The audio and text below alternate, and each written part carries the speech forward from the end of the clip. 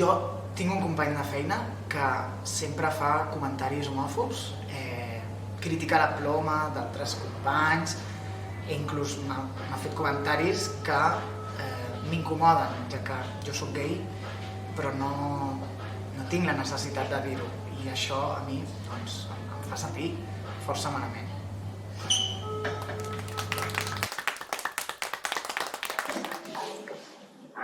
Un company de feina d'una altra unitat amb qui treballem puntualment insisteix molt en convidar-me a prendre alguna cosa. M'envia missatges inapropiats als amics de la feina. Em cerca pels passadissos i és molt insistent.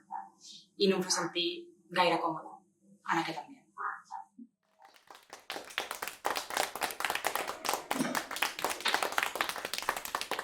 Vaig iniciar una relació amb un company del grup de recerca amb qui compartíem tema d'investigació. La relació es va tornar violenta, em va allargar el meu entorn i finalment va aconseguir que deixés la recerca.